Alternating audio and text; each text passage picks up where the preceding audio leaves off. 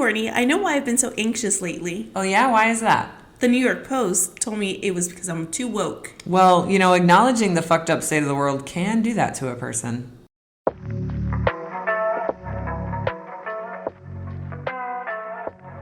Welcome to MILF. I'm Courtney. And I'm Jennifer. And we are two moms into literary freedom.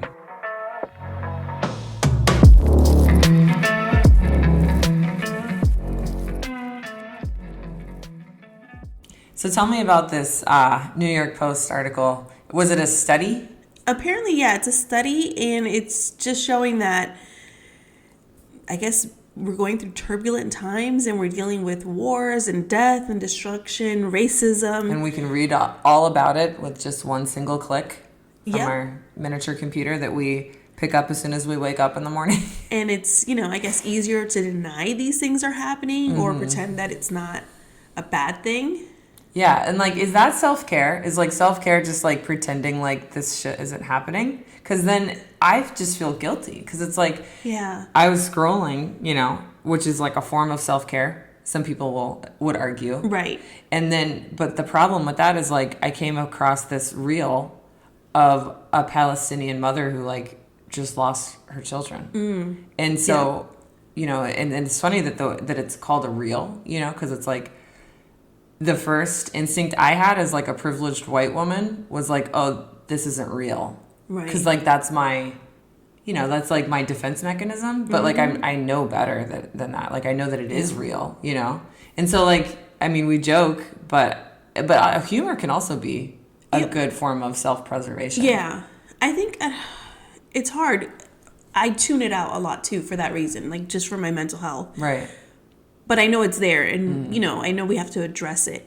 But I also feel the opposite side, who aren't woke, the anti-woke group, they make up their own problems too. True. So they have to be just as stressed out as we are. Yeah, because they're stressing out about drag queens reading to kids. They must lose sleep over that shit. Right. Or oh my gosh, kids are pissing in litter boxes in middle schools. What does the world come to? But it's what are you choosing to believe? But it's they want to ignore the real problems. Yes. Because these are easier problems to deal with, maybe. We should get someone on the podcast. We can beat up a trans woman, or some, I don't know what goes through their head, but in their head, that's something that they can solve. Yeah, that's a really good point, because it's not their life is all sunshine and rainbows, because you said, they just make up their own shit to be pissed off about. Right. And the shit that I'm pissed off about is real shit. But they're over there on the other side of the table also thinking that the shit that they're pissed off is real shit. Right. About is real shit.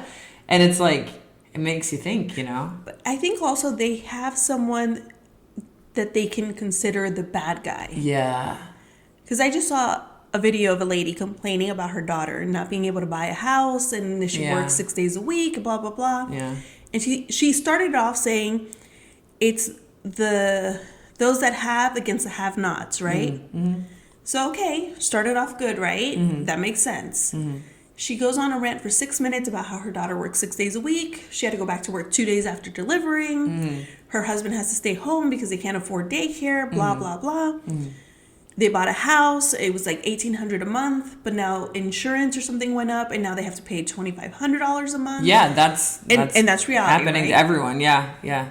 But then she turned it around and goes, and meanwhile, illegals get free housing and free healthcare and free, and I was like... And that is the difference. It's because you do just what you said is they have a bad guy to pin it on. So they're pinning it on the illegals when in reality, it's the politicians that they are putting up on this pedestal and worshiping, and thinking Ron DeSantis can do no harm, and he's going to get us out of this, thinks it's Joe Biden's fault for letting all the illegals in, that my daughter can't get a job. But yes, it's always, it's like a little person they can attack. Yeah. And, I do think that is a sign of critical, or a lack of critical thinking, which, as an educator, it's really hard to teach critical thinking, especially in a place where social emotional learning is illegal now. You can't teach social emotional learning. And also the new CRT is culturally responsive teaching, which critical race theory. So Ron DeSantis and his, team have like put both of those CRTs together as one, even though they're completely different things. But anyway, the point of that is like they have the same letters though, so it's the exactly same thing. they must think that, and it was just a complete coincidence that culturally responsive teaching happens to have the same letters as CRT. It's not critical race theory. Culturally responsive teaching can actually lead to increased critical thinking skills, right? Yeah. And there's a CRT in critical thinking, right? Critical, yeah, it's the same thing, whatever. But anyway, I feel like these people don't have these critical thinking skills because of the state of public education, and it's only getting worse. We're only making it worse. Yeah. Which I'm the pessimistic one in this relationship, so you gotta balance me out here. But like, really, what it's saying to me in my mind is like, we're not getting better, at least in the state of Florida. Like, we're not going to increase the number of critically thinking adolescents that as a product of our public school system. Like, it's not going to get better. Not if we continue the way we're going. Right. And I know it's like, that's why sometimes like, should we even keep trying? Yeah, right? Like when can I just revert to my fantasy bubble and just pretend like everything's fine? I think we'll get there. Okay. Because I feel like that sometimes, and then I'll see videos of people who used to be like super, right. And I'm not going to say extreme. everyone. Just say extreme. Extreme, yeah. Extreme thinkers that are like, everyone's out to get me. All minorities are bad. Yeah. And now they realize, extreme I was being fed this to believe that these people were the enemy when really it was the person feeding me this shit. Right. That's the enemy. There was and that's why I love places like TikTok, even though the fate of TikTok, who the hell knows what's going to happen. Like, I read that one thing and I know that they're going to make a decision on it. I don't know if a decision has been made in terms of like who owns TikTok and if it's going to go away. I think they're trying to like force a sale. Yeah. And I think if they do force a sale to an American company, it's going to go down the drain. It's not going to be as fun as it used to be. Right. Because all the old people are worried about the information. Right. Like Zuckerberg doesn't sell our information to everyone. Yeah. Right. It's like Zuckerberg and who's the other guy? Bezos. Yeah. Well, that's what Amazon Prime. Yeah, they're the heroes in this. Right. They're going to come what save a world. us. But anyway, what was I saying with TikTok is good in that regard for people like me who's just completely pessimistic all the time, right? In that like you said, you come across like a funny video that like kind of snaps you out of like your dark state. Yeah. But it also like gives you a little bit of encouragement. Like, you're not the only person out there that's like trying to fight for what's right, And there was one funny, I call them memes. Everything to me is a meme because I'm a millennial, so everything's a meme. I don't know what you want to call it, but it was like, the most successful con in the past 2 decades or 3 decades or so has been Fox News convincing white poor people that the government is trying to help them or something like to that Seriously. effect. I'm just like, how is it that like Fox News has been so successful in just like completely flipping the narrative?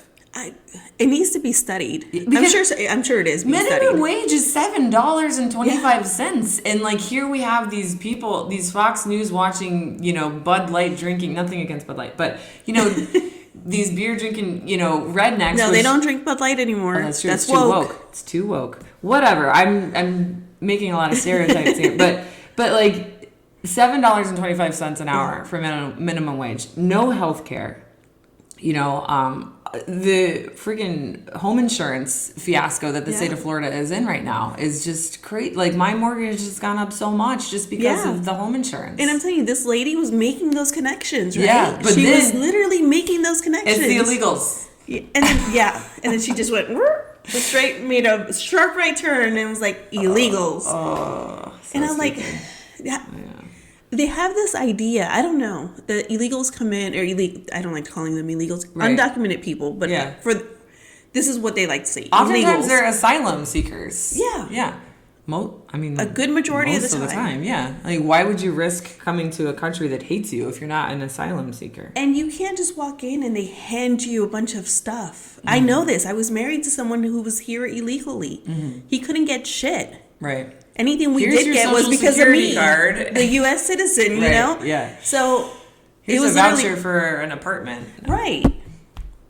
And it's shitty, like I know that there's like hotels right now where they're like housing people who are coming in. Do you want your daughter like in a hotel room sharing a space with like her whole family? You got to think about like what they were fleeing from to come to this. Right. Yeah. But this American lady, dream. this lady is saying like, oh, she was telling her daughter to leave like all her documents and cross the border. Yeah. Like she was going to be given this grand life when she came in. No. I'm like, you're going to get put because into America a small room to share with all your children.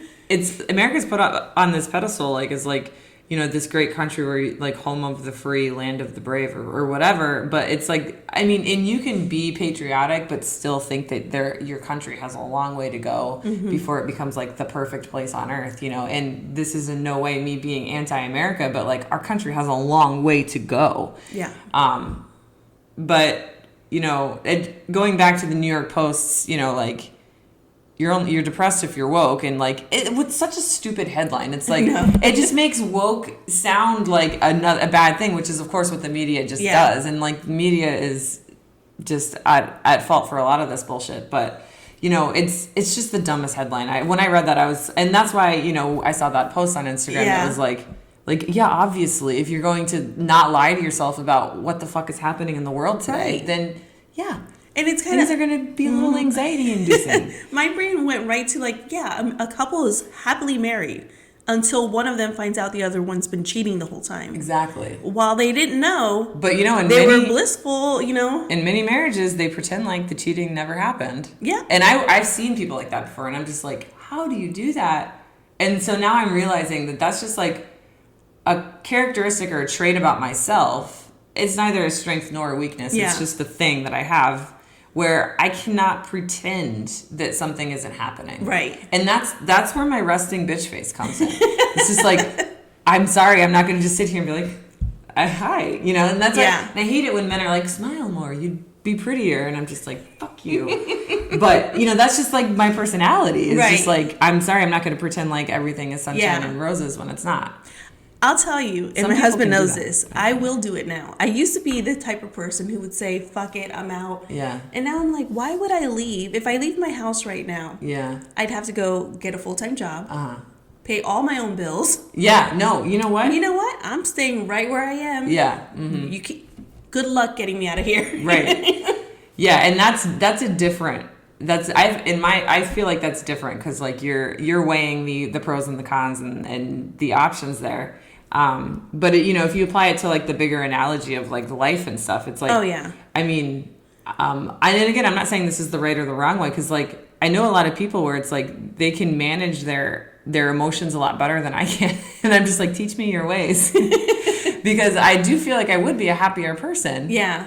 Because I feel like I'm that person that the New York Post was writing about. It's like, oh, I have anxiety and bouts of depression and sadness because I think about like all the shit that's happening right now, and like what can I do besides just like pretend like it's not happening. Right. Take my family to Universal Studios and drop a couple $1,000s while there's just so much human suffering in the world. Right. It's like it wears on you a little that you're like living your life and enjoying knowing that there's so much stuff happening to other people. Yeah. And you do feel guilty for that. But I also kind of, the way I deal with it, I think, is I look at it and I say, well, there's nothing physically that I can do, right? I can't go and like change this person's life. I don't have like that million type of dollars. Right. I'm not Jeff Bezos could do it. Jeff, we're looking at you, Jeff. You need to get off your ass. Do something. He literally could fix like everything. Yeah, him and Mark and Bill. They make like millions. Elon, get together. An hour. Yeah. An hour. Yeah. Millions. I bet if one did it, then the other one would be like, oh, is this a pissing contest? I can do it better than you. So we just need one of them to do it. And that off subject, but this is why people think like when we say tax the rich, we're talking about like the person we're talking about Jeff Bezos. Yeah. Right. No. We're talking about the guy who literally has so much money, he will never live long enough to spend it all. I have had to bite my Impossible. tongue in so many family and friend conversations where they've been like, well, I don't want to be taxed. I'm like, well, I got news for you, honey. You're You not don't in the make enough bracket. money. Don't worry about it. You're not in that bracket. And I just bite my tongue, which is, growth, human growth. But at the same time, it's like, I don't want to bite my tongue. I want you to know how stupid you sound right now. I know. See, I have a hard time with that too. Because I'm like, I literally, at gatherings, right, I have to be like, you guys should change the subject or I'm going to start talking. Or this family gathering is going to go to a dark place. I'm like, say one more word and Do you I'm want this gonna wedding to be ruined? take the muzzle off. I will ruin this wedding. And they know I will too. So they're like, okay, let's switch the subject.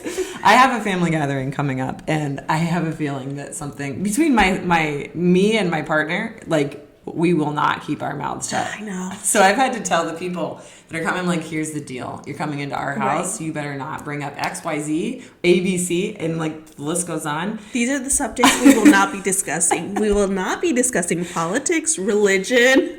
Female autonomy. Right. Oh, my gosh. And we could go on. But anyway, this depressing rant is brought to you by, you can't see it, The Bluest by Toni Morrison. I don't know where the book jacket went, if there even ever was a book jacket. But this book is basically a summary of what we just talked about. Yeah. And Jennifer hasn't read it yet. No. So I'm going to tell you all about it. But it is basically a book about the human struggle. And not to oversimplify it, but you can either, fight or you can create this, like, fantasy world and live in it. Okay. And it doesn't... And there's no, like, right or wrong. I mean, I guess you could say there's a right or wrong, but, like, it would just sound very privileged of me to say, like, which is right. And, like, yeah, you should fight and never give up and whatever. But, like, I've never been in these situations. Right. So I can't tell you whether I would, be able to fight and never give up and have, like, the strength to go on. Or if I would be, like, the main character in this book, whose name is Pecola. I should have looked that up before we started recording. In my head, as I'm reading it, I have been pronouncing it Pecola. Okay. But it's Pecola, Breedlove. So Pecola Breedlove is the main character, or one of the main characters, but, like, she basically does the opposite, and she lives in this fantasy world. But it is it's just a form of self-preservation. Right. But before we jump into the book, weren't you going to tell me something? Because I am going to tell you about, like, where it's been banned and all that stuff. But weren't you going to tell me about something... The Nowhere Girls, because we covered the Nowhere Girls. Okay. So we covered the Nowhere Girls early. It was like our third episode, maybe. Yeah. Because it was like one of our really long episodes. Yeah, it was a 2-part one because we really loved the book. It was so good, and we were really pissed that it got banned here in Flagler. Mm-hmm. So it just got banned in Brevard County. Brevard is just a hot bag of dog shit that's just been lit on fire. Yeah. And there's someone there who's, like, kicking their ass left and right too. She shows up to all the school board meetings and, like, hands it to them. Mm-hmm. So she's on TikTok, Amy Rube. Oh, right. Yeah. So she was the one who posted this TikTok or this video of Gene Trent, which is a school board member, discussing why he doesn't want the book in there. Okay. So I'm going to play it for you so you can hear it for yourself. And I won't tell you what he says. I'm just going to let you hear it. All right. Okay, here we go. I find it hard to sit up here and to say I am just going to parent my child and my morals and my values are not going to be put out in what I vote on here. That's why I was elected, and that's what I'll continue to do. It isn't a free-for-all. Ultimately, I have to go to bed at night. I have to put my head on that pillow knowing I've done the best for each and every student that's out there. And if they want to go and get books outside of our taxpayers' dollars, then so be it. Do it. But just not when I have a say-so. I think I have the responsibility he was not elected. to say something as a parent. I have a 12-year-old daughter. And when I read this stuff and I want them to read it, no. We can get that message across in a lot less graphic way than seen here. I have a 17-year-old boy. I don't want to put these ideas in his head. These ideas. I have given this material to we don't want him to think that. parents with young children. I have not had one say, well, let me read the entire book and get the context of it. Like he's admitting this. I have. I did. I don't read all these books. I read this book. Oh, wow. And Thank you for being honest. Clearly didn't understand You know it. what? We can go against what the committee recommends. That's Too that's not only our option, that's our duty. I said up here maybe a month ago, you guys are going to love the committee when it's in your favor, but there's an opportunity, or there's a chance it may not go in what your favor is. And this is possibly another case.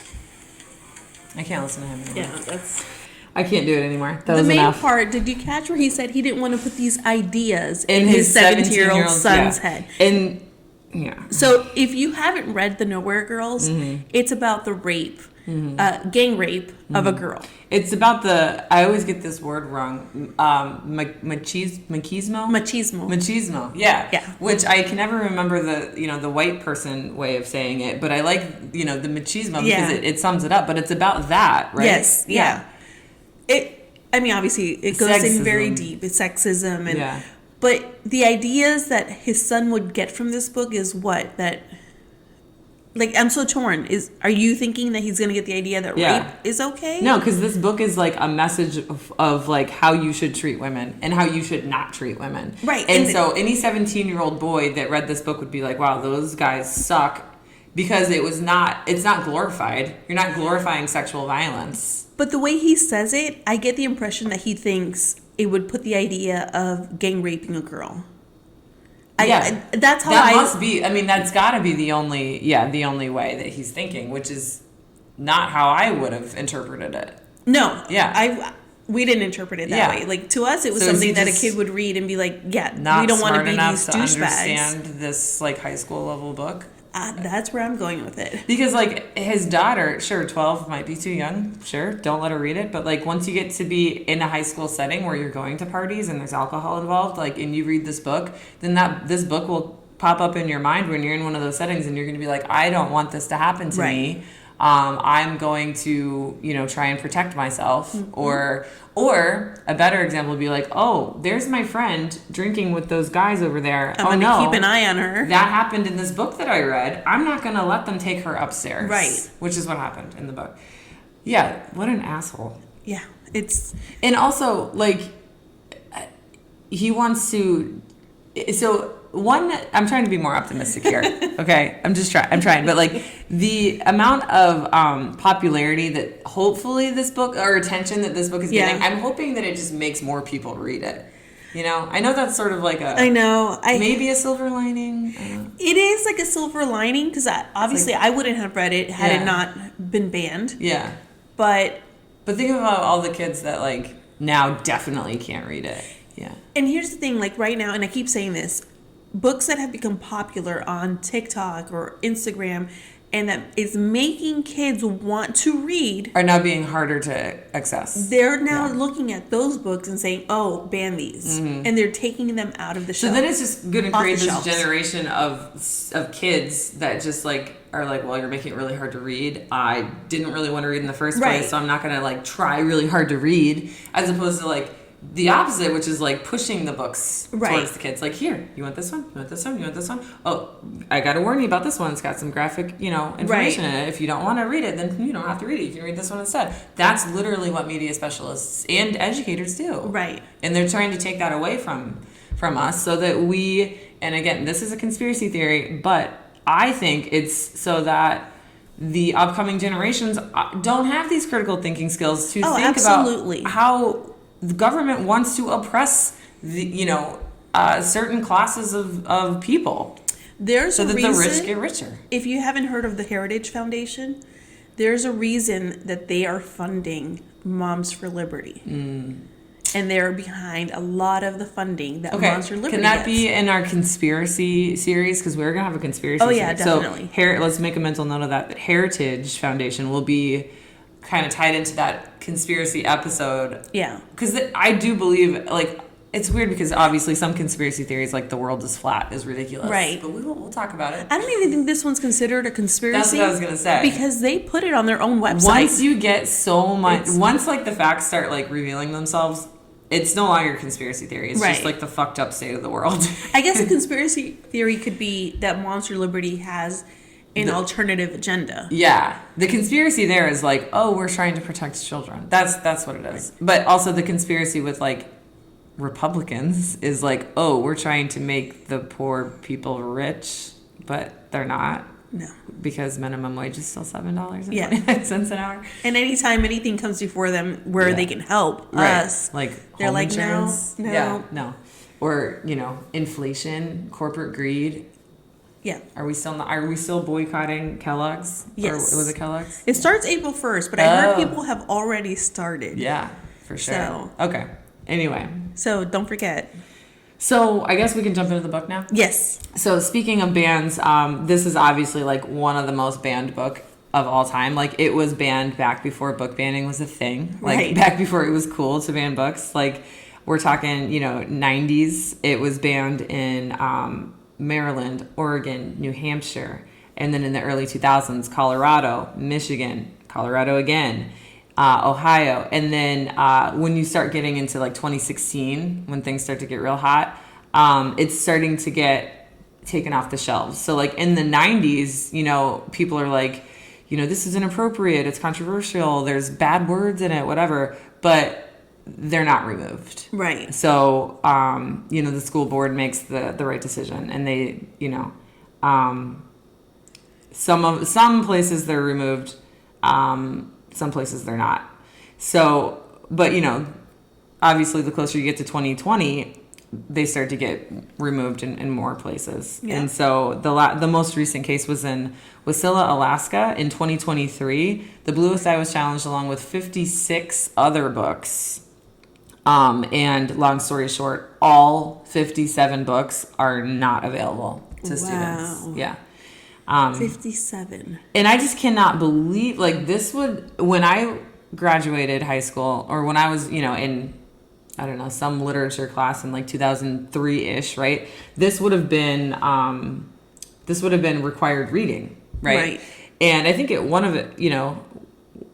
time it was, and it's such an important book to share what am I trying to say here? When you're like sharing that struggle, because if you're sharing the burden, right? Okay. Yeah, because not only does it like, inform the reader of the Depression times and what it was like to be a Black person in 1940, right? But it also, it gives the reader like a glimpse into like the human condition and human suffering. And you don't have to like, I mean, sure, it's about race, but like it's just about human suffering in general. So anyone can relate to it. Yeah, yes, absolutely. Obviously, someone who is Black will relate to it based on the story itself, but we could relate to it on a different, you know, fat versus skinny, dark eyes versus light eyes. There's a lot of colorism. Curly hair versus straight hair. Yes. Yeah, there's a lot of talk about beauty in this book. And I haven't read it yet, but I can get that vibe. And colorism. And one thing I'll say before we jump into it is Toni Morrison wrote it in 1970, and it wasn't really like acknowledged or acclaimed, until later on. And finally in 1993, she received the Nobel Prize because they finally realized how awesome of a book it is. But until then, it was just like, it was actually criticized for like being too simple. Like when I read it, I do not think simple. If anything, like I learned a lot of words. Like, because she, I guess maybe that was from the analysis that I was reading. So I read this book like 5 years ago, and it was so tragic that like I had to just like put it down, and it was hard for me to get through because it depends on like the stage of life that you're in. And I don't know what stage of life I was in at the time, but it was whatever stage it was, like I couldn't handle the tragedy. And so I went back to read it for this episode, and I started reading it. I was like, I read all of this already. So instead of rereading the book, I read an analysis on it. And so I kind of gained a lot of new perspectives on that analysis. So I'll be looking at my phone a little bit. But before you jump into that, so I looked up on PEN America where it's been challenged and removed. 2022 to 2023 year. So not even this year. So it was like in the top 10 most banned books. So it has been banned from libraries. From public schools. I'm sorry, in Florida, in Broward, Clay County, Collier County, Duval Florida County, Escambia County, Highlands schools, That one's banned pending an investigation. Marion County, it's been banned pending investigation as well. Martin County, Okaloosa County, this is all still Florida. Pinellas County, Hamilton County, Volusia County. And then in Idaho, it was banned in Kuna School District. In New Jersey, from Washington Township High School. North Carolina, it's Pender County Schools. Oregon State in Canby Public School District. Pennsylvania in Pencrest School District. Pennsylvania Pleasant Valley School District. So the whole country hates pretty this much, book. yeah. South Carolina, Texas, and it keeps going. And I think it's because, well, I think a lot of it has to do with critical race theory. Yeah. And not only are there, like bad words in this book, there are graphic descriptions of sexual abuse and child abuse, sexual child abuse. There's a lot of discussion about race, being a colored community in Georgia. So I'm sure that had a lot to do with it being one of the most banned books in the past 2 years. Yeah. I feel like anytime a book is uncomfortable for someone to read, they want to ban it. The idea that we can't and this is not a book that a 10-year-old is going to be reading. This is going to be like a high school level book or middle school, right? They are aware of things that are happening. Right. I don't think it's safe for these kids to be naive that kids are sexually molested. Exactly. Yeah. And that was the argument I used when talking about book bans, when I was running for school board, was like my first, glimpse into a world that was vastly different from my own was when I read I Know Why the Caged Bird Sings by Maya Angelou. And that not only had a graphic description of sexual child abuse, but it was, set in a time of racism in the South, which sure, I learned about racism and I learned about, Jim Crow laws and civil rights movement and all that stuff. But to read a story about it actually happening is so different from your white teacher teaching it to you out of a textbook. Yeah. You get so much of a better understanding because if you've read a book, that you identify with the characters or you become a part of them and you experience what they're experiencing because you're reading it. And so this book does a similar thing here. But yeah, I guess I'll just jump right into it. The main character of this book is Pekala Breedlove, and it starts out with it's an interesting book because it kind of jumps around between being narrated by just a narrator that you don't really know. Okay. But also sometimes it's told from the perspective of one of the characters. Okay. So it kind of jumps around a little bit. But it starts out with Pekala coming to live with these two sisters, Claudia and Frida Mechtier. And so they're all about, in between the ages 10 and 12. And she comes to live with them because I think, her house burned down and she just comes from a really broken home. Her dad's name is Charlie. And her mom's name is Pauline, and they just fight all the time. He beats her, and she's just a really unhappy and unloving mother. Pekala doesn't call her mother or mom or anything like that. She calls her Mrs. Breedlove, and her brother does too. And even Charlie, the husband, calls her Mrs. Breedlove. She's just known to them as Mrs. Breedlove. But anyway, she doesn't have a place to go, so Claudia and Frida's mom take her in, and it's so funny because there's this Shirley Temple cup, right? And this is where the themes of beauty come into play immediately when you start reading the book. Pekala becomes obsessed with this Shirley Temple cup because she wants blue eyes and white skin and blonde curly hair, right? But Claudia has the complete opposite reaction. She hates Shirley Temple. She just wants to fight her and scratch her eyes out. It's she hates all the positive attention that girls like Shirley Temple get, not only from white adults, but from black adults too. And so because Pekala loves the Shirley Temple cup, she keeps asking for more milk, right? And they end up drinking all the milk, which pisses off the mom. But the mom, she's in comparison to the other characters in the book, she's a good mom. Okay. But milk is expensive. Right. Exactly. And, especially in 1940, but she, she's not like the milk and honey kind of mom, like she loves them, but she never says I love you. Okay. Although they do buy them presents, Yeah. because Claudia does get a baby doll that's white with blonde curly hair and blue eyes for Christmas, but she hates it so much that she takes it apart.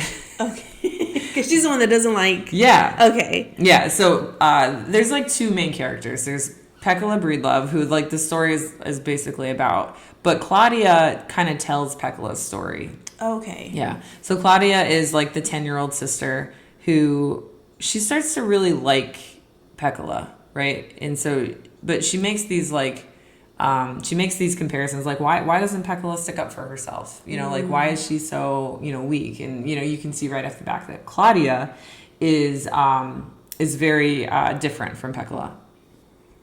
So yeah, Claudia kind of transfers this hatred onto their next door neighbor, Rosemary Villanucci, who is a little white girl who drives a fancy car, and at one point she is teasing them or something because she's not a very nice little girl, and they get her out of the car and they just beat her up somehow. And so it says, we stare at her wanting her bread. Oh, because she's eating bread in her 1939 Buick, eating bread and butter. We want to poke the arrogance out of her eyes and smash the pride of ownership that curls her chewing mouth. And then it's so weird. She, the little white girl, pulls down her pants and says, "Do you want to spank me, on my butt?" And then and Claudia and Frida are like, "We should say no, because she wants us to. So we should say no because she wants us to." And so it's funny because it's the perspective of a child who has no idea what really what's going on. And then there's this really sad but sort of happy part that I'm going to have you read, and it's basically when Claudia gets sick because to make ends meet, they'll go pick up lumps of coal that's just lying around, and they'll sell the coal for money. So they're out picking up coal, but she ends up getting really sick, and her mom, takes care of her, and here's the scene where her mom is quote taking care of her. Her hands are large and rough, and when she rubs the Vicks salve on my chest, I am rigid with pain. She takes 2 fingers full of it at a time and massages my chest until I am faint. Just when I think I will tip over into a scream, she scoops out a little of the salve on her forefinger and puts it in my mouth, telling me to swallow. A hot flannel is wrapped about my neck and chest. I am covered up with heavy quilts and ordered to sweat, which I do promptly. Later, I throw up, and my mother says, "What did you puke on the bedclothes for? Don't you have sense enough to hold your head out of the bed? Now look what you did. You think I got time for nothing but washing up your puke?" The puke swaddles down the pillow onto the sheet, green-gray with flecks of orange. It moves like the insides of an uncooked egg, stubbornly clinging to its own mass, refusing to break up and be removed. How, I wonder, can it be so neat and nasty at the same time? My mother's voice drones on. She is not talking to me. She is talking to the puke, but she is calling it my name. "Claudia." She wipes it up as best she can and puts a scratchy towel over the large wet place. I lie down again. The rags have fallen from the window crack and the air is cold. I dare not call her back and am reluctant to leave my warmth. My mother's anger humiliates me. Her words chafe my cheeks and I'm crying. I do not know that she is not angry at me, but at my sickness. So, but at least she does know when she says she's not talking to me, she's talking to the puke. Yeah. So she does have some kind of an idea that, she says, her mom's not angry at her, yeah, but at her sickness. But that's just how parenting was back then. Right. And this book is so much about how cycles have been broken. And not everywhere, but cycles have been broken, and how children are raised, and how children are more than just things to just sit there. Right.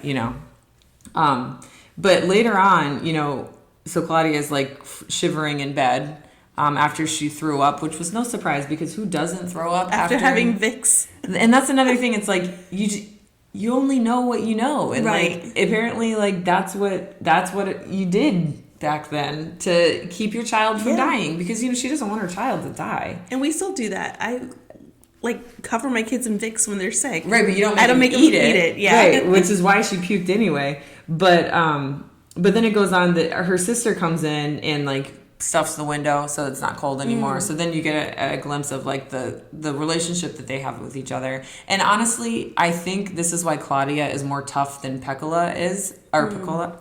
I need to look up how you say that, because Claudia at least has Frida as a sister. Yeah. And Peccola doesn't have that. She doesn't have anybody. Her brother is constantly running away. He's older and like hates it. So he's constantly running away and then coming back because he has nowhere to sleep and has nothing to eat. And the parents don't seem to care. Parents are just so violent and just towards each other and them. And so she doesn't have anybody.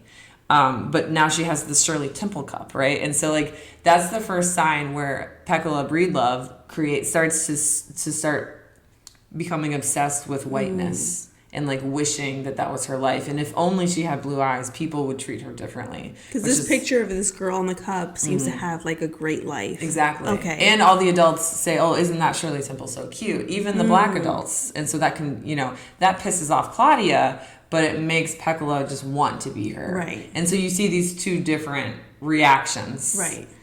To injustice. And we see that today. When someone's popular, you either hate on her for being popular, or you become her minion. Yes. Right. Yeah. And which one is right and which one is wrong is not necessarily is an opinion. Right. Because like you don't know what that person has been through and why they made that choice. And they both come from envy. Yes, that's true. They are the end, bred in the same. Yeah. And so the line that made me fall in love with this book was after Claudia has finally fallen asleep. This is after the barfing. It says, "And in the night, when my coughing was dry and tough, feet padded into the room, hands repinned the flannel, readjusted the quilt, and rested a moment on my forehead. So when I think of autumn, I think of somebody with hands who does not want me to die." And that is like the nicest thing that you'll read in this book. That everything else is goes kind of downhill from there. And so just the fact that Claudia understands her mom wasn't talking to her, she was talking to the puke. She understands that a little bit because she still cries and she still feels hurt by her mother's lack of, I don't know what the word, compassion. Yeah. Even though like her mom does care about her, doesn't want her to die. Right. And when they drink all the milk, her mom just sort of like yells about it, but not to them. She just sort of like is in the kitchen cooking and cleaning, and she's like drinking all the milk, whatever. I can relate to your mom to a certain extent. We get frustrated and we're annoyed and we're overstimulated with all these kids. Right. Yeah, exactly. And you're not talking to the kids, but you're just yelling at the cupboards. Right. And sometimes we don't realize that they are internalizing it. Exactly. Yeah. But yeah, another thing worth mentioning about, because like you mentioned to me earlier, I don't know if we were recording or not, but you said like a big part of this book is the transference of her hatred from Claudia's hatred from like the dolls to the little white girls, right? And something that's really interesting to me was she was describing the adults' reaction to how she would like dismember these baby dolls, right? And it was just so interesting to me that it was like how strong their outrage was. And she didn't understand. So the narrator says, "How strong was their outrage? Tears threatened to erase the aloofness of their authority." So like they see her destroying this baby doll and they're like about to cry. And it's an adult. And Claudia's like, "Why are you as an adult crying over a toy?" And she doesn't understand it. Which to me is like she's more wise than they are. Right. Because they never had dolls like that growing up, and like, oh, if only I had that when I was growing up, I would have taken such good care of it. And they think she's being ungrateful, I'm sure. And So it says the emotion of years of unfulfilled longing preened in their voices. I did not know why I destroyed those dolls, but I did know that nobody ever asked me what I wanted for Christmas. Had any adult with the power to fulfill my desires taken me seriously and asked what I wanted, they would have known that I didn't want to have anything to own or to possess any object. I wanted rather to feel something on Christmas Day. And then she goes on to describe like her perfect Christmas Day, which would be like mama in the kitchen making biscuits and like her daddy playing the violin, which is so sweet. Right. And that's all she wanted. Yeah. And so, you know, again, the tragedy of the novel continues. But sometimes it also shows that, like, sometimes it's not material things, but it's, like, the time you spend together as a family that's important. Yeah, and I like to think that those cycles are starting to be broken and that children are starting to be seen as, like, miniature humans instead of just, like, things that are in the way until they can start making money. Right. Until they can be useful. Right. But I'm going to have you, the next part of I'm going to have you read is when Peccola gets her period. Okay. So in this scene, Mama is what they call Claudia and Frida's mom is Mama. She is standing in the kitchen, still bitching about the milk. So I'm going to have you start reading. So this is pretty recent, like early on. Yeah, this is early on. So this is when Peccola lives with them because her family is completely, just a complete train wreck and she has nowhere to go. But start reading from right here, where I highlighted and destroyed the book. Soliloquy. Yeah. Okay, I had to think about it before I read it. Mama's soliloquy slid into the silence. Bible say feed the hungry. That's fine. That's all right. But I ain't feeding no elephants. Anybody need 3 quarts of milk to live need to get out of here. They in the wrong place. What is this, some kind of dairy farm? Suddenly, Peccola bolted straight up, her eyes wide with terror. A whinnying sound came from her mouth. What's the matter with you? Frida stood up too. Then we both looked where Peccola was staring. Blood was running down her legs. Some drops were on the steps. I leaped up. Hey, you cut yourself. Look. It's all over your dress. A brownish red stain discolored the back of her dress. She kept whinnying, standing with her legs far apart.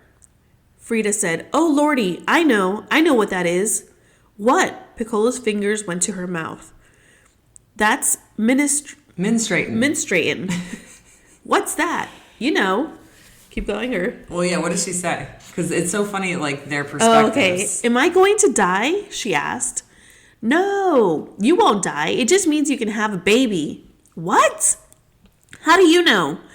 I was sick and tired of Frida knowing everything. Mildred told me, and Mama too.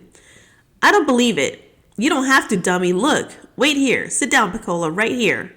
Frida was all authority and zest. And you, she said to me, you go get some water. Okay.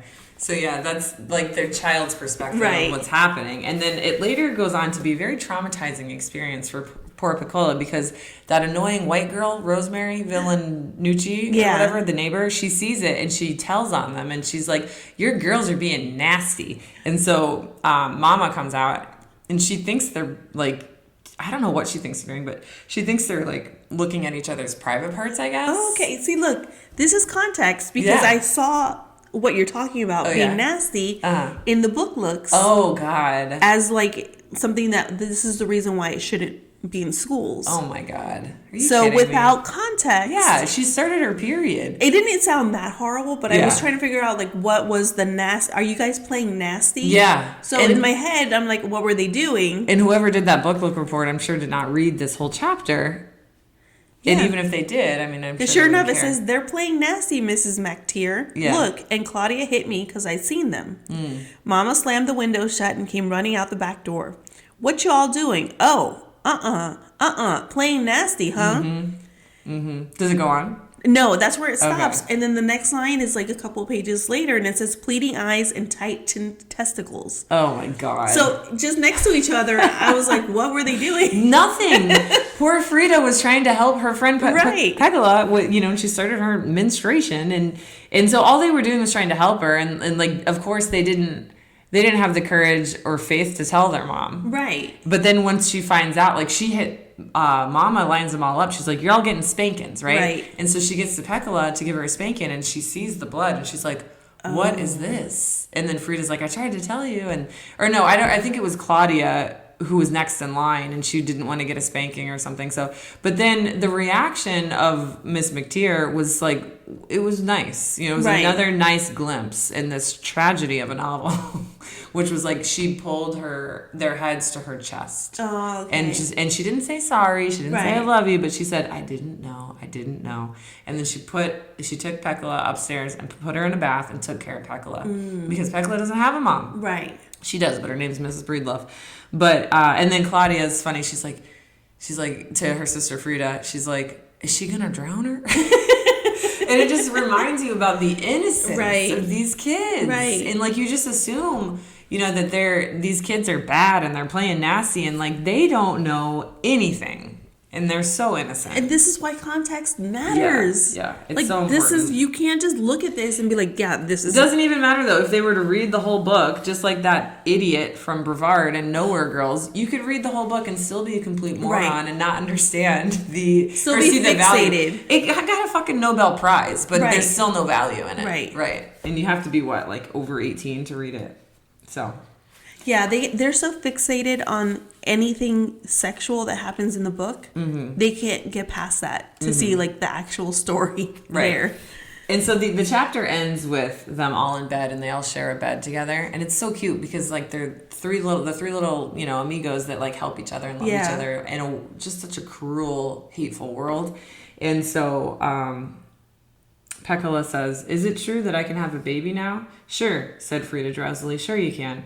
But how?" Her voice was hollow with wonder. "Oh," said Frida, "somebody has to love you." "Oh." And then, then Pakula asked a question that had never entered her mind. "How do you do that? I mean, how do you get somebody to love you?" But Frida was already asleep, and Claudia says, "And I don't know the answer." Oh. And because, she didn't know the answer either. Right, but she's the know-it-all of the group. And it's so sad, because they don't know, and this comes up later in the book, like there's no modeling of like a loving relationship. There's no modeling of what like a loving mother, except for the small glimpses that we see in Mrs. McTeer. But yeah, so then I do want to point out, and again, this is how I treat books, and that's fine. I bought the book. It's my book. Okay. But do you see that right there? Yes. So it's like each chapter starts out with words from Dick and Jane, which is like a classic children's book.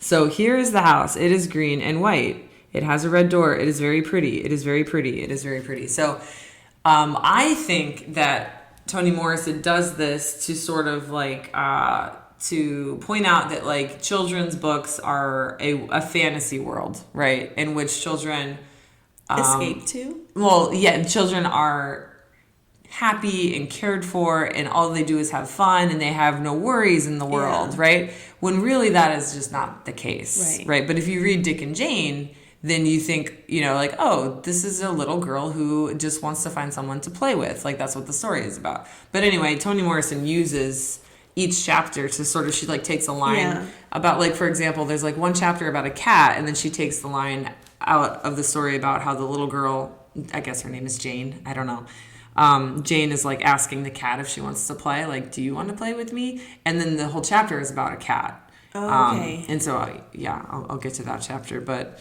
I just thought that was interesting, because the whole theme of this novel is like, are you going to escape these injustices by living in a fantasy world, or are you going to fight them and face reality and be depressed? Are you going to be woke, or are you going to just like create this alternate universe that you live in? So now I'm just going to tell you about the Breedlove. So first of all, those villains like origin stories. Mm-hmm. Okay, I love the villain origin stories. So Disney, I guess it's Disney, they have like all the villain origin stories. I tried to get my kids to read them. They weren't super into them, but like, I'm a grown-ass adult and I'm going to read them because I want to know why Ursula is such a bitch. Right. And I think the best example of that is the one from Maleficent. Yes, I love Maleficent. Yes. Okay, and we find out why she becomes so fucking evil. Right. And honestly, and now we love her. Yeah. But you're not going to love Charlie Breedlove after I tell you his origin story. And I'm not making excuses. Yeah. Okay. Yeah, I'm not making excuses, but this is something, I always think about when I listen to true crime, and I listen to like serial killers, and I'm just like, how can someone become so evil? I want to know what happened to them from age 0 to 18. I want to know what happened. Right. And every time, 99% of the time, They've been abused. they were abused. Yeah. And that's kind of what happens with Charlie Breedlove, the dad. Okay. And so, he was born without parents, basically. His dad ran off and his mom died during childbirth, I believe. Okay. And so he was raised by his aunt. And so, but here's the thing, and I know this is just a story, but there's reality in it. Right. He had a loving person in his life. His aunt was loving, and he remembers fondly. Like, there was some memory he had where, like, his aunt would give him ham for dinner, and, like, he just loved her. Right. And then she died. I think she died early on. He was, like, maybe 9 or 10. And so maybe that's why, things went downhill for him at that point.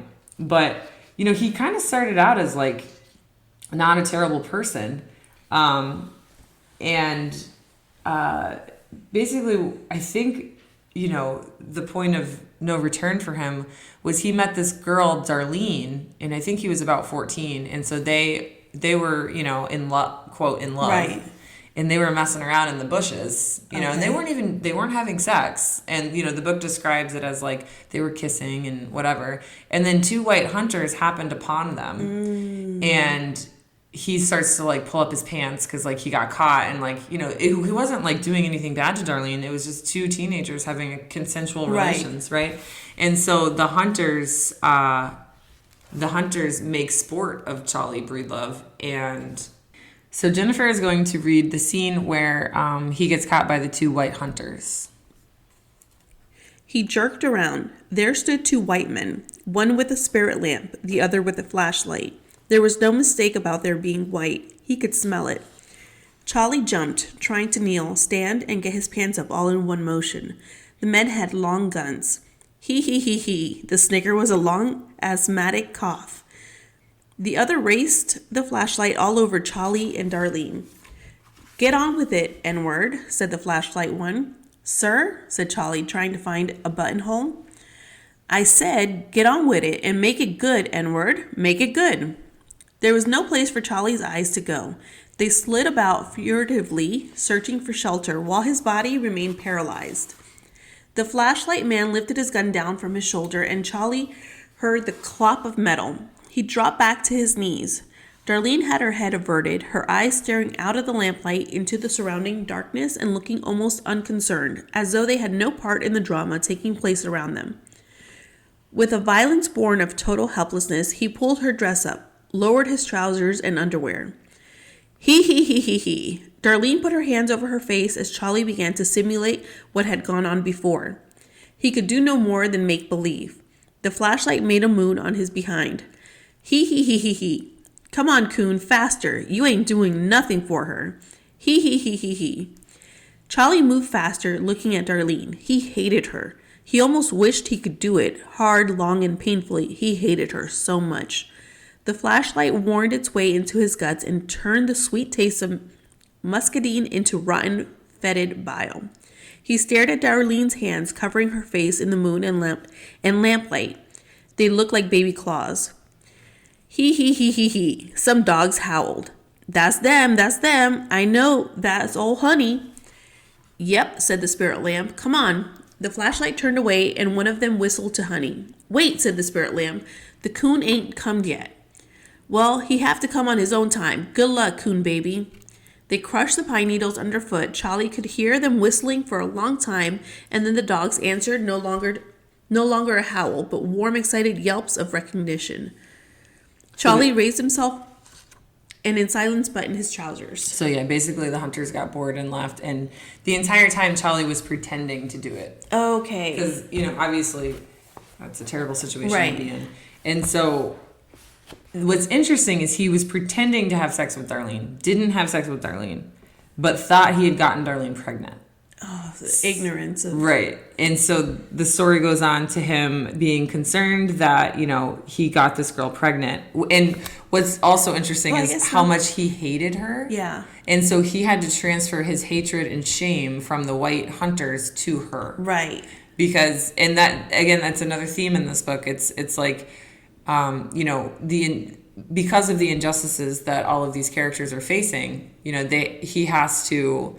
he knows he can't get revenge because it's 1940 Georgia and he's a black man. It goes back to what we were talking about earlier about blaming the wrong person exactly. for it. Mm-hmm. I didn't realize it's a form of self-preservation, and so to prevent himself from going insane, he's got to find a scapegoat. I think that's what scapegoat means. But yeah. Okay, and so who he's blaming is Darlene, and but he doesn't do anything about. He doesn't try to get revenge. Instead, he decides he needs to go find his dad because maybe he did have another friend besides his aunt. He had a friend named, I think, Blue Jack, but Blue Jack died, and so it's injustice after injustice, tragedy after tragedy. Yeah. This is how the origin story of the villain that is Charlie Breedlove, who ends up doing an unspeakable act later on in this book.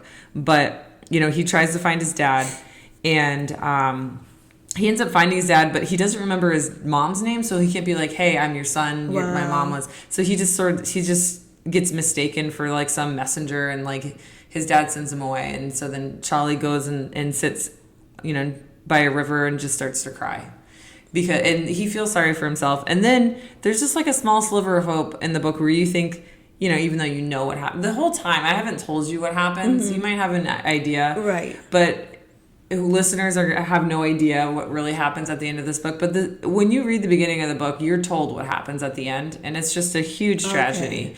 And so, but even knowing what happens, I still had this tiny sliver of hope that maybe Charlie, this is his, the fork in the road, so to speak, for him. He could have chosen to, live his life in a different way, right? And so, he picks himself up after this, incident, and then he ends up meeting Pauline, who, his wife, Mrs. Breedlove. Okay. And the story in which they meet is actually very sweet. And it's the only time that Charlie does something that's kind and nice and like romantic, and it makes Mrs. Breedlove or Pauline fall in love with her, and it's because she's got a club foot. We find out, she was born with, or like she was injured as a child, so she has a club foot. So that's why she thinks she's ugly, right? Okay. But she's like doing something or working somewhere, and Charlie like sneaks up behind her and starts like caressing her club foot. And that makes Pauline feel beautiful. Right. And like that he's not grossed out by her foot. And so they end up falling in love. And so for a brief moment, you think like, this is the fork in the road, that they could build a life out of love. Right. And leave all the injustice and hatred behind. Because Mrs. Breedlove was like one of 10 children and didn't get any attention from her family. And she's deformed. So she was treated. Yeah, she had a deformity, so she was treated poorly. And so, everyone's got their story, right? Right. These two find each other. They fall in love, and like the narrator describes their love as like very passionate and true love. And so it's not like, they just ended up together. Like they really did love each other. And so for like a brief minute, you think like, well, this is their opportunity to break the cycle. Right.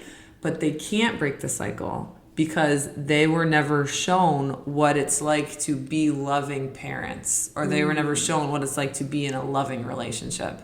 So they just do. And I guess that's something you got to think about is like, when you are, brought up in such a hateful environment, where, you're not loved and you don't know what love is, like, how are you supposed to just like do that? Right. How are you supposed to break the cycle? They didn't know how to deal with it after the honeymoon stage. Yeah. Yes, exactly. Okay. There's always a honeymoon stage, yeah. And so anyway, that's the origin story of Pecola's family, right? And so that's why now, as a result, we have poor Pecola who is forced to live with this broken home that was created out of all the injustices that society sort of fuels. And it really is society. And that's another theme in the book, is that, people aren't looking out for each other. They're just looking out for themselves, right? And Claudia notices that. And she's like, well, why aren't people sticking up for other people and helping other people? And Claudia actually tries to stick up for her in a number of times. But Pecola doesn't appreciate that. Okay. She's like, she doesn't even really want Claudia to stick up for her. She just wants to live in her little bubble. Yeah. And so another instance of this, I'm going to have you read from the book, is when Pecola somehow gets like 3 pennies. And so she wants to go buy candy from the grocery store. And so the owner of the grocery store is named Mr. Jakubowski. And the whole experience of this little girl with 3 pennies trying to buy candy is just so heartbreaking that I can't even explain it. I'm just going to have you read it. Okay. She points her finger at the Mary Janes, a little black shaft of finger, its tip pressed on the display window. The quietly inoffensive assertion of a black child's attempt to communicate with a white adult. Them. The word is more sigh than sense. What? These? Phlegm and impatience mingle in his voice. She shakes her head, her fingertip fixed on the spot which, in her view at any rate, identifies the Mary Janes. He cannot see her view. The angle of his vision, the slant of her finger, makes it incomprehensible to him. His lumpy red hand plops around in the glass casing like the agitated head of a chicken outraged by the loss of its body. Christ, can't you talk? His fingers brush the Mary Janes. She nods. Well, why'n't you say so? 1. How many? Piccola unfolds her fist, showing the 3 pennies. He scoots 3 Mary Janes towards her, 3 yellow rectangles in each packet. She holds the money toward him. He hesitates, not wanting to touch her hand. She does not know how to move the finger of her right hand from the display counter or how to get the coins out of her left hand. Finally, he reaches over and takes the pennies from her hand. His nails graze her damp palm. Outside, Piccola feels the inexplicable shame ebb. Dandelions. A dart of affection leaps out from her to them. But they do not look at her and do not send love back. She thinks, they are ugly. They are weeds. Preoccupied with revelation, she trips on the sidewalk crack. Anger stirs and wakes in her. It opens its mouth and, like a hot-mouthed puppy, laps up the dredges of her shame. Anger is better. There is a sense of being in anger, a reality and presence, an awareness of worth. It is lovely, surging. Her thoughts fall back to Mr. Jakubowski's eyes, his phlegmy voice. The anger will not hold. The puppy is too easily surfeited. Its thirst too quickly quenched. It sleeps. The shame wells up again, its muddy rivulets seeping into her eyes. What to do before the tears come? She remembers the Mary Janes. That's the end of it, right? Yeah, and so the Mary Janes, so that ending right there, what do you do before the tears come? Because she doesn't want to cry. Right. And so she can't be angry because she's not Claudia, right? And in this case, it would be good for her to be angry. Right. To actually like be one with your body and your feelings and say that wasn't nice. You know, that made me feel bad, right? But instead, she looks at the Mary Jane wrapper, which is another Shirley Temple like cartoon of a girl, and she just pretends to be her, or she gets like this comfort from having these candies in her possession. She's just focusing on the positive that came out of it, which is she got her candy. Yeah, and the girl has, the Mary Jane on the candy wrapper has blue eyes, and this just goes back to her fueling her fantasy of like, if I only had blue eyes, Mr. Jakubowski would have treated me differently. Yeah. And she doesn't want to be treated like that. And the dandelions are like a symbol of like how dandelions are beautiful, but everyone hates them because they're a weed. Right. So it's not like you don't grow them on purpose. They just sort of pop up. Right. Yeah. And so that scene right there was just like, it was like, I think at that point a few years ago when I read it, I just had to put it down. And I was like, that was it for so you. It was sad. a little too much. Yeah.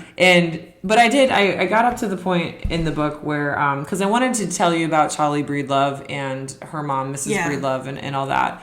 And there's some other characters. I can't get into it because it's all too much. But there are other injustices of lighter skinned black people who are treating her, because she's a dark-skinned black girl, and we've talked about colorism before, but there are other instances in this book that sort of shed light on that, right? And how there's so much self-hatred of like dark black skin, right? But if you're a lighter-skinned black person, you're not an inward, you're a colored person, right? And there's a lot of that in the book, but honestly there's just not a lot of time to get to that, so I am just going to focus on the Breedlove family, and how Claudia and Frida came to take care of Peccola. I'm going to ask you, because I know this is like what the book banners focus on a lot. Obviously, they don't like anything that has to do with race. Or the N-word. Right. Even though it's used in like a realistic way that was used with the in times. the time. Right. Yeah, it's not a fiction. I mean, it is fiction, but it's based on reality. exactly. But what happens? What is what they would consider pornography? Like I could see already the hunters. Mm-hmm. They would have an issue with that scene, and they Yeah. did. Oh yeah. Which I think again, context matters. Like it shows what triggered him to suddenly be such a hateful person. There's not a lot of graphic description in this book. It's just like there is a scene where there's a well, I think I'll tell you. I think what it was he's not a priest. He was going to be a priest, but he ends up being like this like quack of a person.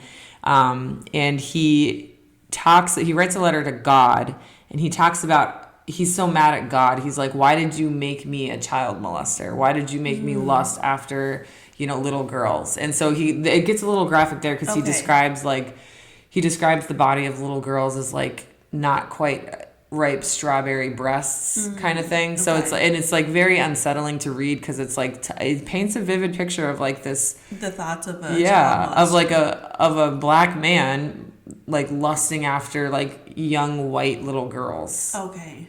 And so that actually does come into play later on in the story, after Charlie, who I was kind of teeing it up so that you understood that he did have this opportunity to become a loving husband and father. And he was really excited when he found out that his wife was pregnant. Okay. But then he realized he didn't know how to be a dad. So he just started drinking, and he just became this abusive alcoholic. Okay. And then what happens ultimately is he doesn't know how to love his kids. And he comes home one day to see Pecula. This is after their house burned down and they were put somewhere else, and so the family comes back together, and she's no longer living with Claudia and Frida, and so now the Breedloves are back in a house together, and Pecula's doing the dishes, and Charlie comes in and he sits down and he's like watching her do the dishes, and he has this range of emotions starting with like disgust at how ugly she is, and then guilt at, oh, she's ugly because I made her that way, and then what happens is while she's doing the dishes, she has a itch on her leg, and so she lifts up one of her feet to scratch like her other leg with her toenail or something. And so that triggers a memory in Charlie of when he caressed Mrs. Breedlove's clubfoot. Okay. And that leads to him and he's probably drunk at this point, having these like confusing emotions of like, I love her. So he gets up and he starts touching her, and one thing leads to another, and he rapes her on the kitchen floor, and she like passes out because that's traumatized. Yeah, that's her. Yeah. And so at that point she actually becomes pregnant. Yeah. Oh no. Yeah. And so that's why I wanted to tell you about Charlie before I told you about that, right? But if you read the book, it tells you immediately at the beginning of the book that this is what happens. So that brings me to the child molester of the story, which I think you're right is probably. So is he the one that's confessing? No, this is different. Okay. So this is just Charlie. So Charlie has so much guilt. He, after he realized what he did, he runs away and he's gone forever. Oh, okay. So he abandons them like his dad. Yep. And then their brother, Pecula's brother, runs away too because he can't deal with it either. And then that just leaves Mrs. Breedlove and Pecula. And this reminded me of Out of Darkness.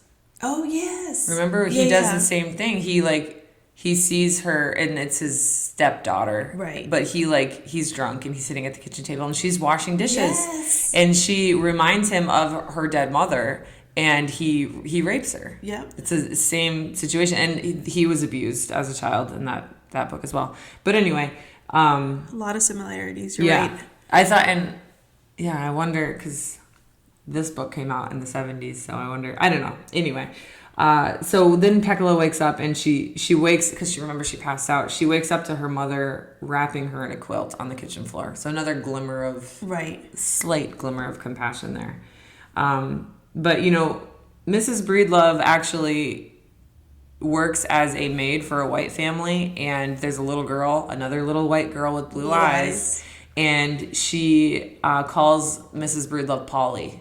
She doesn't call her Mrs. Breedlove. She calls her Polly. And there's a scene where, like, Peccola accidentally knocks over, like, a pie that she was making at the house. And then Mrs. Breedlove slaps Peccola and comforts the little white girl. I know, it's so sad. But then it goes, like, you start to think, like, well, Mrs. Breedlove is also in her own fantasy. Her escape from reality is when she's working at that white person's house. Right. And she's treated with somewhat, you know, like they like having her around because she does all their work for them. And so that's her escape. Like, that's her escapism. That's where she's someone special. Right. And but it's just so sad that that Peccola is just the victim in all of this. Right. But Peccola makes the decision to live in this alternate reality with the Shirley Temple cup and the drinking of the milk, with the Mary Jane wrappers, and in so many other instances where she just wants to pretend to be something that she's not. Even after having Claudia and Frida stick up for her and give her a home and, like, give her, like, a place to be herself, you know, she still chooses to retreat into her fantasy world. So that brings us to the last character that I'm going to tell you about, which is Soaphead Church. His name is Soaphead because he uses soap to style his hair, and Church because, like, he used to work in a church, I guess. But now he's like this this spiritual guide. He's basically, like, he's a misanthropic charlatan, which is, like, a really fancy way to say someone who hates people and tricks them. Okay, so, like, so he, like, tricks people into thinking that he can solve all their problems. So he's like, I'm a guidance counselor or whatever. He's a con artist. Yeah, he's a con. Yeah, and so he's like, tell me your dreams and I'll tell you what it means. You know, like that kind of thing. Okay. Like, basically like Miss Cleo, but yeah. And so he's the pedophile, right? Okay. And so it's interesting because, like, just like everyone in this book, they have to have their own self-preservation, right? And his is religion, which I find very interesting because a lot of people use religion as a form of self-preservation. And they're either, like, self-righteous and they're like, well, I'm rich because I deserve it. Right. You know, or God, what, you know, I'm going to pray for riches and, you know, things like that. And I keep praying. So eventually one day my life will be good. Right. When in reality, it's like you have to do these things for yourself to the best of your ability, or you have to, you know, try and make your life what you want it to be. But anyway, they don't really go, they tell that, you know, his father was very abusive and his mother died at childbirth, and he's a light-skinned black person who is somewhat educated, so he thinks he's better than other people. But because of the abuse that he endured as a child, I think he becomes like this neatly ordered, seemingly well-balanced person.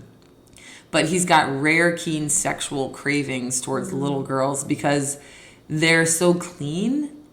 And so, like, he's like this disgusting pervert pedophile, but, like, he's attracted to, like, the cleanest, purest things on the planet. I guess in his head. That's in his head, yeah. Like, that's his way of, like, you know, because he's, like, such a fucked up person, basically, you know, and he hates physical contact with anything or anyone. Okay. The only thing that he can have contact with is, like, the cleanest thing in his mind. Something pure, which is like a child. Yeah. I know.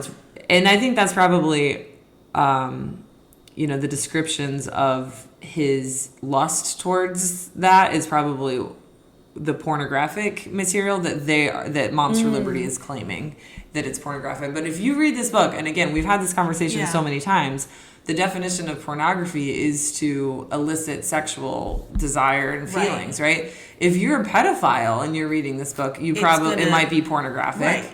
But if you aren't a pedophile, then this book is just like a reminder of the sufferings of humans and the injustices that we all face, and then the choices that we make after experiencing these injustices. Yeah. So what happens is, I have to tell you about this dog. So he lives in this apartment complex, and he has a landlord, and no one knows that he's a pedophile, and they all think he's harmless, right? But there's this dog that's, like, really gross, and he's old. He's like an old mutt, and he's got, like, the tear like you know how like old dogs have like the tears, the constant stain. Yeah, like the tear stains. So he's like, again, he's like this really like OCD person who likes everything neat and clean. Yeah. So he wants to kill the dog, but he's so disgusted by the dog, he can't even bring himself to kill the dog. But he wants to kill the dog. He wants it dead. He just doesn't want to be the one to do it. Exactly. And so that's important to know because Pecola Breedlove pays him a visit. And this is after she has been raped by her father. And it says... And she knows that he's a pedophile? Or No. No one knows. Remember, he solves everyone's problems. Okay. So he's known in their community as like this like... A lot of people go to him because remember they're trying to escape their own realities, and so they go to him with their problems to try to, because he's a good con artist and he makes people think he can fix their problems. So she's like, I'm gonna go to him, right?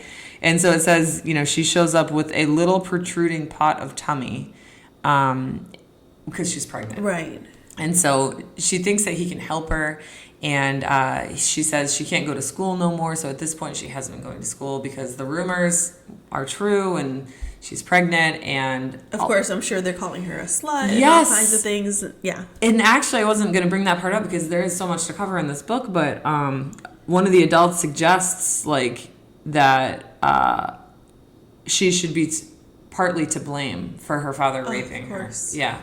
And that's just, and that goes back to like, which society just, fueling these injustices. Yeah. And I'm surprised because I thought it was going to be the mom. Because, sometimes you see stories where... No.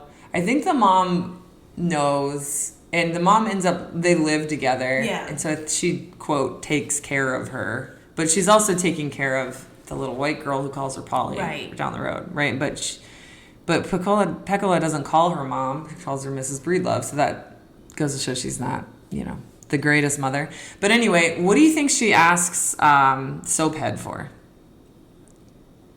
Oh. Blue eyes. Yep. Yep, you got it. It took me a little long to get there. But... Well, you got it. So yeah, like, she's so deep into this, like, escapism and this fantasy world that she has created and wanting to be the Shirley Temple that everyone loves, that she thinks that she can just go to this guy and he will give her blue eyes. And that will solve her problems. Yes. And so Soaphead actually has a rare moment of, like, you feel a little bit like, there's a little bit of good in you. And I feel like that, too. Even, like, the most terrible person in the world who's done the most unspeakable things, there's got to be just a sliver of good in you. Right. But oftentimes it's just not enough. But he shows a little sliver of good when he says he really wishes that he could give her the blue eyes, and he really wishes he could help people instead of manipulating them to get what he wants, basically. But then, of course, that wish only lasts for a moment, and it quickly turns into anger, right? And so, again, like we've seen with all the characters in this book, he has to blame someone. Right. And so he blames God. Okay. And so that's why he writes this angry letter to God. And it's just like, if you read the letter, it's just like a rant, and it doesn't really make much sense. But he's blaming God, basically. But he does decide to, quote, help Pecola. And he says, an idea falls upon him, and he says, I'm merely an instrument of God, right? But if you do something for me, then maybe God will hear your wish, right? And maybe God will give you these blue eyes, right? So it's more than just like, it's religion, right? Right. It's like really... manipulation through religion. Yeah. It's not just like, look at my crystal ball. It's like, God will do this for me. But you have to poison this dog. Yeah, I saw that coming. Yeah, and so he gets a plate of meat and he pours poison over it, and he says, all you have to do, and he doesn't tell her. Oh, so she doesn't know that she's going to poison the dog. No, okay. So he's like, just because he can't get close enough to the dog to do it himself. So he's like, go feed the dog. Take this plate of meat to the dog, and she does, and then it dies immediately, and she's like, oh my God, what did I do, right? And so she comes back, and he's like, well, now you have blue eyes. And he's like, but only you can see it, or like no one else can see that you have blue eyes, right? And so she leaves believing that this worked and that she actually has blue eyes. Okay. And does it change her outlook? That's what I thought too. So I'm like, oh, there's hope for this book. Right. Not to say that this isn't a good book, but there's hope for like my selfishness of because you so badly want, in so many books, you want there to be a, quote, happy ending. Right. I'm sorry, Jennifer. This is not one of those books. Okay.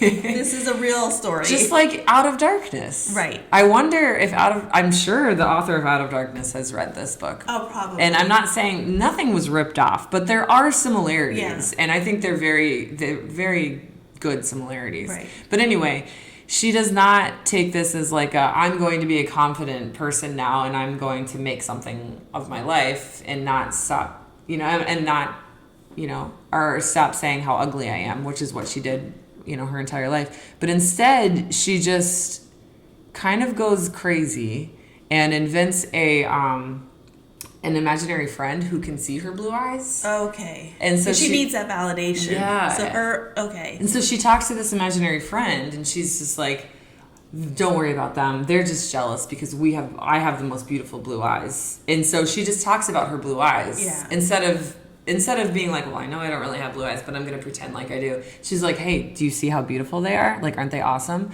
I guess is the impression that I got from reading it. And so essentially Claudia and Frida, or not Frida, at this point it's basically just Claudia,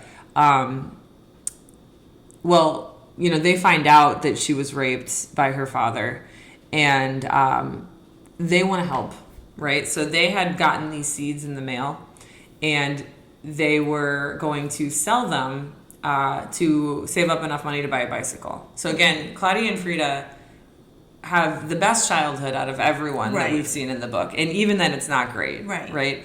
But they were going to try and get a bicycle, but they heard when they were selling seeds door to door, they picked up the gossip that Pekala had been raped and was pregnant. And they heard these adults saying, well, the best situation that she can hope for is if the baby dies, right? And so, of course, Claudia and Frida don't understand that. Right. And they don't want the baby to die. They want Pekala to have the baby, and they want Pekala to be happy and the baby to be happy. And so they say, well, we got to help her. And so they bury these seeds in a plot of dirt. And they think somehow in their like innocent childlike brain that if the seeds grow, then her baby will be okay, I guess. And so, time passes and Pekala's baby is born prematurely and dies, and the flowers never grow.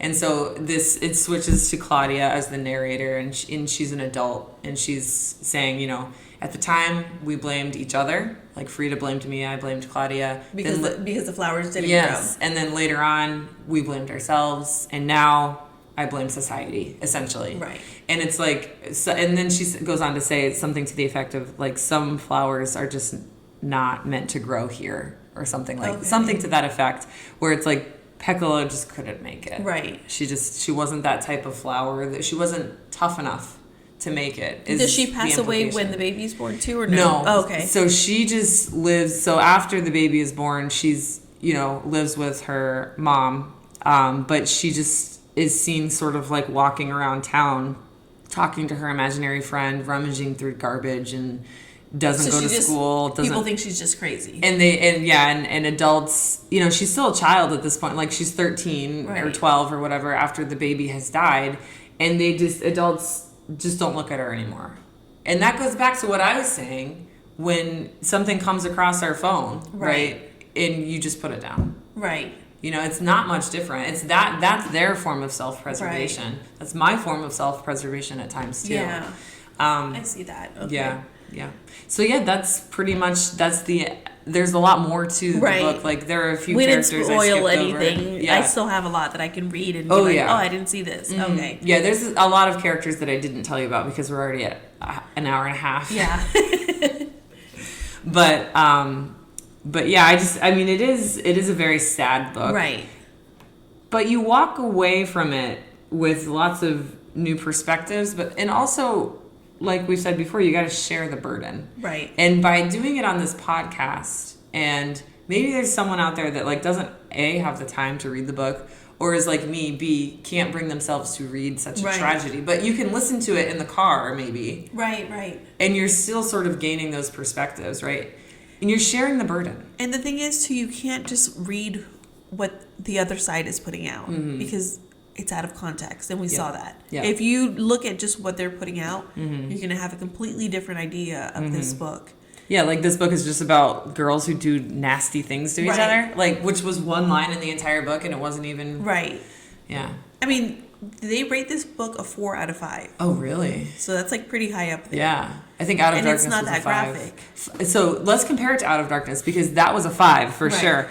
The Out of Darkness was still graphic, right? Right. This is not graphic at all.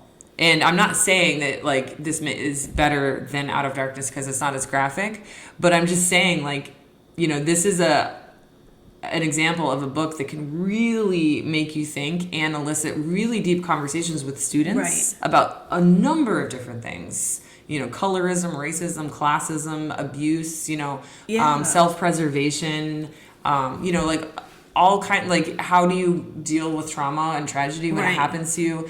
And, you know, I think I read somewhere in my research on this that, like, a teacher who's also sort of like a certified media specialist was saying, after I read this book with my students, pre-book banning days, before because now she would be arrested, one student came up and shared her story of abuse. And another student came up and shared, like, his a story of abandonment. Right. And it was like this book gave them the courage to speak up and share their burden with someone else. And that is what you as humans have to do. Right. And so when I'm coming across, you know, a sad reel on my stupid Instagram feed, I think what I can do is share that burden with someone else and talk about it.